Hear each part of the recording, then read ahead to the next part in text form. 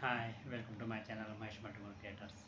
हमेशा की तरह आज मैं एक नया टॉपिक लेके आया हूँ और आज का मेरा टॉपिक है गर्भ संस्कार। अब ये गर्भ संस्कार आखिर होता क्या है, इसको किस तरह से इस्तेमाल में लाया जाता है, ये कहाँ तक कारगर है और क्या गर्भ संस्कार आखिर होता क्या है। तो अगर टॉपिक चालू करने से पहले मैं आपको बता दूं कि अगर आप मेरे चैनल पे नए हो तो प्लीज़ अभी तक अगर आपने मुझे सब्सक्राइब नहीं किया हो तो प्लीज़ सब्सक्राइब करें और बेल आइकॉन दबाना ना भूलें, ताकि जब भी मैं कोई नया वीडियो डालूँ तो उसका नोटिफिकेशन सबसे पहले आपको मिले।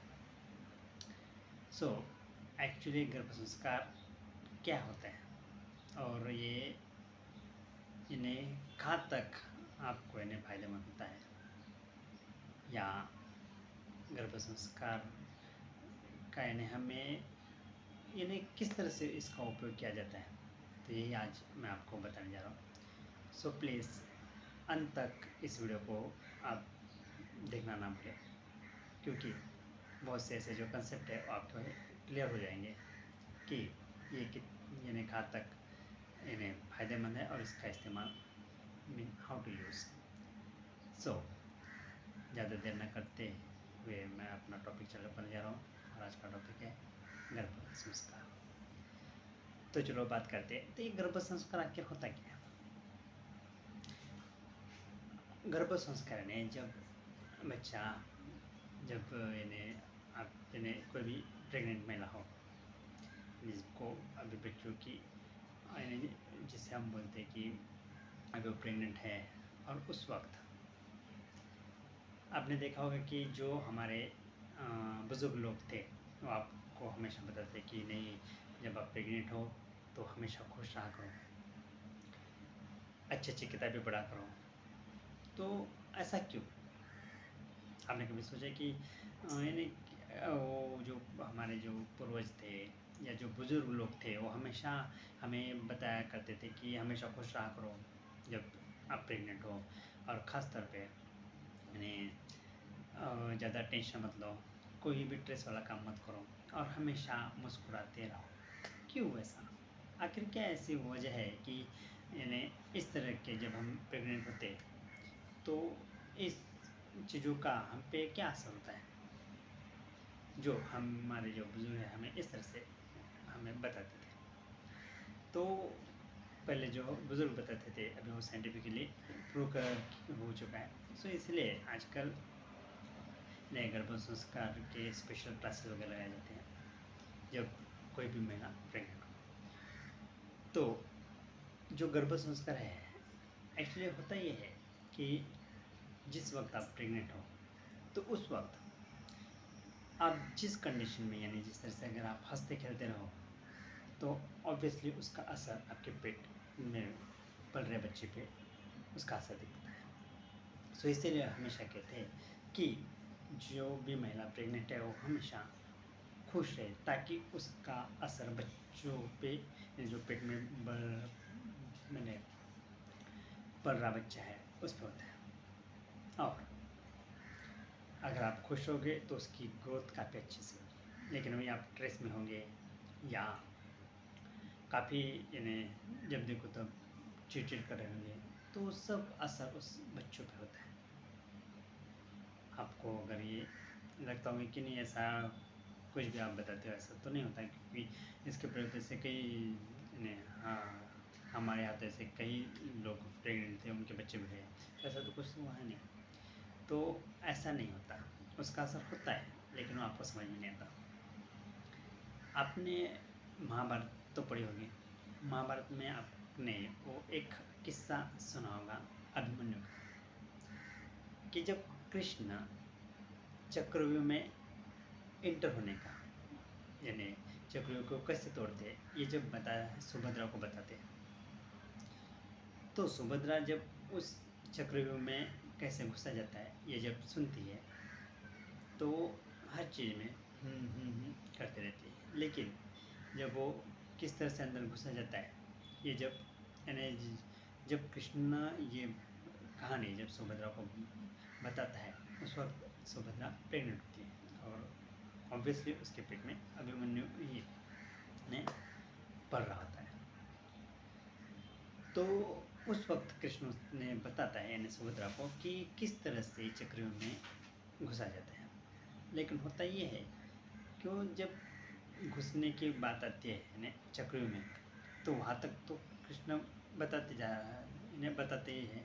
और उस वक्त उस यानी जब वो सुभद्रा के हर बात पे, जैसे आप कोई आपको बता रहा है और आप इस तरह से करते हो, तो वैसे ही वो आवाज़ चालू रहती है। तो अचानक कृष्ण के का ध्यान सुभद्रा पे जाता है कि सुभद्रा तो सो गई है।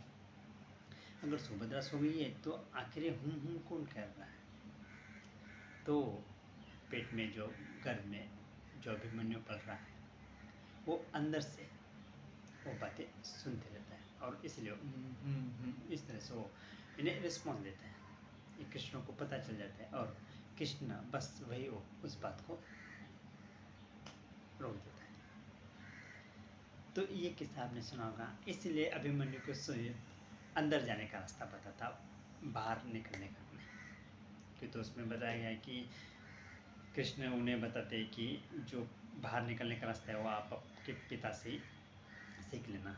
लेकिन वो तो कंडीशन ऐसी रहती है कि वो अपने पिता से वो सीखने के लिए उतना वक्त नहीं मिलता। इसलिए तो यानी कहने का मतलब मैं सिर्फ ये बताने जा रहा हूँ कि गर्भ संस्कार ये है कि जब बच्चा पेट में पलता है तो वो हर चीज़ को महसूस करता है। जो आपके आजू बाजू में जो भी घटनाएं घटती है, उन हर चीज़ को वो किसी न किसी तरीके से यानी उस पर उसका असर दिखाई देता है। सो इसलिए ये जो गर्भ संस्कार है जिसे हम कहते हैं, तो जिस वक्त बच्चा अपने घर में पलते रहता है, तो उस वक्त अगर आपको सिर्फ आप तक सीमित नहीं कि आप खुश रहो, तो यानी उसका असर बच्चे पे होगा। तो जो माहौल है आपके घर का, वो भी खुशनुमा होना चाहिए। क्योंकि हर वो चीज़ें डिपेंड करती है कि आपके यानी पेट में जो गर्भ जो पल रहा है, तो उस पर उसका काफ़ी असर होगा। आपने देखा होगा काफ़ी बच्चे ऐसे यानी चिड़चिड़े वगैरह या उनकी ग्रोथ बराबर नहीं हुई ऐसे पता चलता है। क्यों? तो काफ़ी वजह ऐसी होती है कि जब बच्चा पेट में रहता है तो काफ़ी वो जो महिला जो माँ होती है वो काफ़ी स्ट्रेस में रहती है, या ऐसे काफ़ी बहुत सी प्रॉब्लम को फेस करती है, या बहुत सी ऐसी यानी काफ़ी यानी हर किसी की अलग अलग परिस्थिति है, तो उस हिसाब से उस बच्चे पे उसका असर दिखता है। तो इसीलिए जो हमारे बुजुर्ग है वो हमेशा कहते थे कि जो भी महिला यानी पेट से है यानी जो प्रेग्नेंट है, तो हमेशा खुश रहे, उसके आजू बाजू का माहौल खुश रहे। आपने देखा होगा कि वो यानी जब बच्चे की यानी जो होने वाला रहता है, तब वो माँ यानी घर में दीवारों पे अच्छे अच्छे फ़ोटो लगाते हैं। खासतौर पे वो भगवान कृष्ण के वगैरह फ़ोटो लगाते हैं, क्योंकि हर किसी को लगता है कि नहीं, बच्चे यानी भगवान की तरह ही हो, यानी हंसते खेलते नटखट। सो इसीलिए तो ऐसा क्यों? क्योंकि जिस तरह से आप सोच रहे हो कि उसी सोच के हिसाब से वो जो आपके घर में पल रहा बच्चा उस पर उसका असर रहेगा।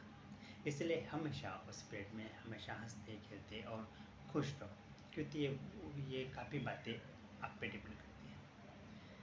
इतना ही नहीं, खासतौर पे जो आप ट्रीटमेंट लेते हो तो जो भी मेडिसिन वगैरह देते हैं डॉक्टर्स, तो उन मेडिसिन का भी यानी बिना कुछ अवॉइड किए, यानी वो मुझे अच्छी नहीं लगती है, पीने की इच्छा नहीं होती वगैरह, ऐसा ना करते आप वो मेडिसिन वगैरह रेगुलर करें।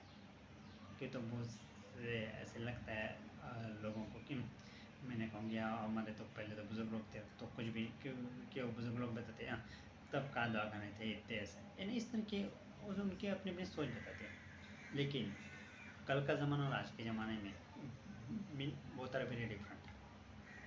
सो इसलिए प्रैक्टिकली तो यही कहा जाएगा कि आज की जो जनरेशन है उस हिसाब से यानी मेडिसिन वगैरह का अवेलेबल है, यानी वो आपके बच्चों को ज़्यादा यानी उनकी ग्रोथ होने में आपको काफ़ी कारगर साबित होती है। तो इसीलिए मेडिसिन वगैरह रेगुलर लें, उसको अवॉइड ना करें। वे तो बहुत से महिला उसको अवॉइड करती है, उसका असर बच्चों पे फिर बाद में जब वो बच्चा पैदा होता है तो उस पर कुछ ना कुछ कमियाँ हमें नज़र आती है। तो ऐसा क्यों? तो फिर वही मेडिसिन ने उससे होता है, ऐसा कुछ नहीं कि वो बच्चे को कुछ ये अलग तरीके से। कहने का मतलब जो पढ़ाई में वो शार्प नहीं बनता, खेलकूद में वो मैंने सुस्त तरीके का, यानी इस तरह से उस पर इन्हें आपको कुछ ना कुछ उस पर इन्हें असर आपको दिखाई देगा। सो इसलिए हर चीज़ को आप यानी रेगुलरली अगर यानी मेडिसिन जो भी आपको डॉक्टर लिख देते हैं उसका अगर सही इस्तेमाल करें तो यानी बातों से आपको काफ़ी फायदा होगा। रही बात गर्भ संस्कार की, तो मैंने कहा कि जो भी हम हमारा माहौल अगर हंसता खेलता रहे तो यानी उस पीरियड में आप अच्छी अच्छी बातें सुनो, अच्छी अच्छी किताबें पढ़ो। ऐसे मार्केट में बहुत से मैंने किताबें जैसे स्वामी विवेकानंद, तो ऐसे महान ग्रेटेस्ट पर्सन जो हमारे हैं उनकी अगर किताबें पढ़ो तो वो चीज़ें जब उस वक्त आप जो पढ़ोगे तो उस पेट में पल रहे बच्चे पे उसका असर आपको दिखाई देगा। आपने देखा होगा कि जो ट्रेंड में ला उनको वो रामायण वगैरह जो गीता वगैरह होता है, यानी रामायण खासतौर पे रामायण वगैरह ज़्यादा पढ़ते हैं। रामायण की कथा, महाभारत क्यों नहीं पढ़ते हैं? क्योंकि रामायण में भाई भाई का प्रेम और उसमें अपनापन वहाँ उस रामायण में बताया गया है। वही महाभारत में दो भाइयों के के बीच यानी एक सियासत के लिए या हम बोल सकते हैं कि उस यानी सत्ता के लिए दोनों लड़ते हुए दिखाई देते हैं। इसलिए हम वो हमारे बच्चे जो है वो रामायण की जैसे सोच है उस तरह से बने, ना कि महाभारत की तरह विध्वंसक बने। ये सोच के हम किताबें भी काफ़ी अच्छे से हम सिलेक्ट करते हैं। सो ये काफ़ी चीज़ है जो यानी काफ़ी असर करता है। अब आप देखोगे कि यानी ऐसा क्या है कि ठीक है गर्भ संस्कार में तो आप जिस तरह से जब आप प्रेग्नेंट होते हो उस वक्त आप जो भी एक्टिविटीज़ करते हो वो पूरी एक्टिविटीज़ यानी घर में पल रहे बच्चे पे यानी दिखाई देती है। ऐसे काफ़ी वो आपने एग्जांपल देखे होंगे कि कुछ माएँ अपने जब कभी डिस्कस करते तो बताते कि जब ये बच्चा पेट में था मुझे ये खाने की इच्छा होती थी, वो खाने की इच्छा होती थी, मैं तो घर में नहीं रहती, मैं मुझे बाहर घूमने का शौक़ था ये वगैरह। तो आपने देखा गया कि जब वो बच्चा होता है तो उसमें वही चीज़ें आती है और फिर बोलती है यार हाँ ये जब प्रेग्नेंट थी तो मैं इसी तरह से करती थी, इसलिए उसको आदत लगी। वो आदत नहीं लग गई, वो जो एक्टिविटीज़ आप उस वक्त करते हो जब बच्चा आपके पेट में है तो वो हर असर उस पर शो होता है। इसीलिए हमेशा हंसते मुस्कुराते रहो, ताकि वो जो भी आप यानी जिस तरह से आप अपना अपनी मेंटलिटी क्रिएट करोगे या आप हंसते मुस्कुराते रहोगे तो उसका पॉजिटिव असर आपके पेट में पल रहे बच्चे पर होगा। सो हमेशा खुश रहने की कोशिश करो और जो अच्छी अच्छी किताबें पढ़ो, ज़्यादा से ज़्यादा नॉलेज बने और हमेशा अच्छी सोच रखो। घर में हमेशा आजू बाजू में यानी अच्छे अच्छे माहौल यानी अच्छे अच्छे तस्वीरें वगैरह, खासतौर पे हंसते खेलते बच्चों की, भगवानों की, इस तरह से किताबें वगैरह यानी पोस्टर वगैरह लगाओ, ताकि आपके आजू बाजू का जो माहौल हो वो अगर अच्छा रहा तो ऑब्वियसली आपका आप जो उस तरह यानी उस वक्त आपके दिमाग में जो भी बातें होगी वो उस पर डिपेंड करेंगी। इसलिए हमेशा मुस्कुराते हंसते और यानी काफ़ी अच्छे तरीके से उसका यानी अगर आपने हर नियम को अगर अच्छे से यानी रेगुलरली यानी रूटीन में लाए तो इसका असर आपके पेट में पल रहे बच्चे पे दिखाई देगा।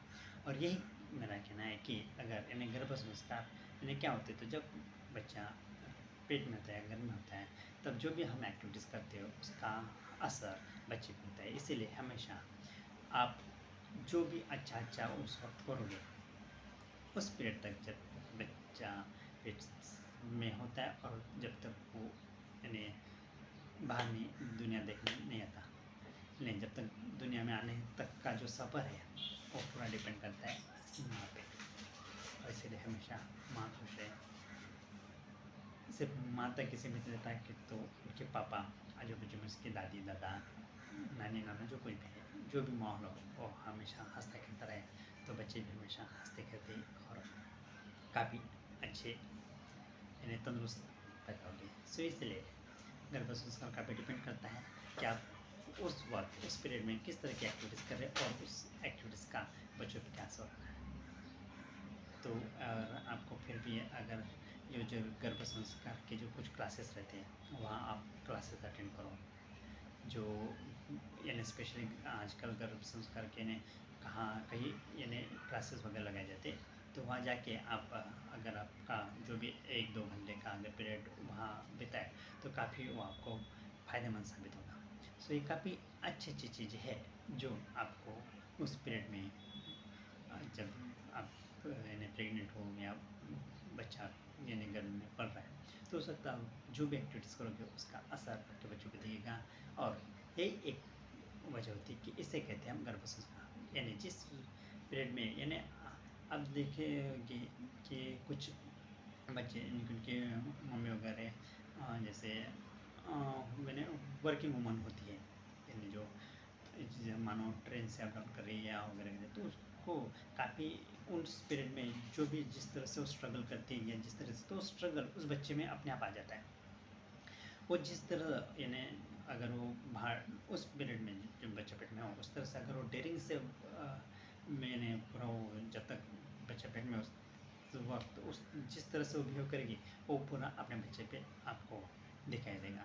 तो ये सब चीज़ें गर्भ संस्कार में ये काफ़ी बातें आपको बताई जाएगी या सिखाई जाएगी। इसलिए गर्भ संस्कार जो है वो काफ़ी यानी ज़रूरी होता है।